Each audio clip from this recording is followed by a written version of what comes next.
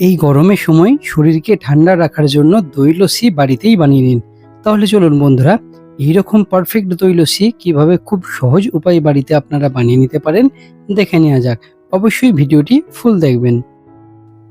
লস্যি করার জন্য এখানে সর্বপ্রথম দইয়ের প্রয়োজন। তাহলে দইটি আমি 500 গ্রাম নিয়েছি আর এটি একটি মাটির পাত্রের মধ্যে দিয়ে নিয়েছি। আপনারা চাইলে যে কোনো পাত্রের মধ্যেই দিতে পারেন। এরপরে এখানে পরিমাণ মতো চিনি, আমি এখানে 4 চা চামচ পরিমাণ চিনি অ্যাড করছি। দই নেওয়া হয়ে গেলে একটি ডাল ঘুরিয়ে নিয়ে কন্টিনিউ এইরকম ভাবে নাড়াচাড়া করতে থাকবেন। এই দইটিকে বেশ পারফেক্ট ভাবে ফাটিয়ে নিতে হবে। তাহলে বন্ধুরা, যতক্ষণ এই দইটি পারফেক্ট না রেডি হচ্ছে ততক্ষণ পর্যন্ত এটিকে কন্টিনিউ এইরকম ভাবে নাড়াচাড়া করতে হবে।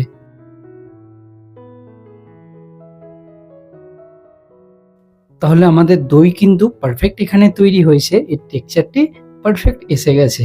এরপর আমরা কোনো রকম জল ইউজ করছি না, আমরা এখানে আইস দিয়ে নিচ্ছি।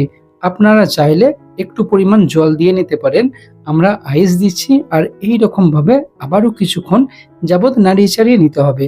তাহলে এই আইসটি গলে যেয়ে এই দইয়ের পরিমাণটা আরো অনেকটা বেড়ে যাবে। এরপর এর মধ্যে 1 চিপি পরিমাণ এখানে গোলাপ জল অ্যাড করে নিয়ে একটু নাড়াচাড়া করে নেবেন। তাহলে আমাদের কিন্তু লস্যি এখানে তৈরি হয়ে গেছে।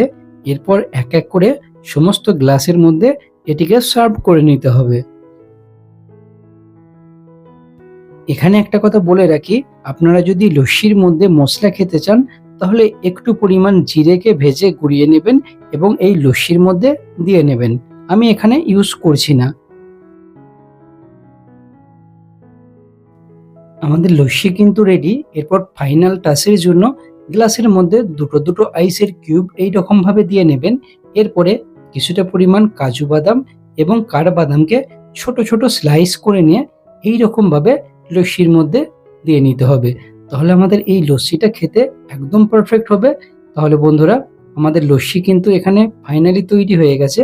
এইরকম খুবই সহজভাবে আপনারা বাড়িতে তৈরি করে নিতে পারেন। আবারও দেখা হচ্ছে পরের ভিডিওতে। আরো নতুন ভিডিও দেখার জন্য আয়াত কিচেন চ্যানেলকে সাবস্ক্রাইব করে নিন। Bye bye, take care.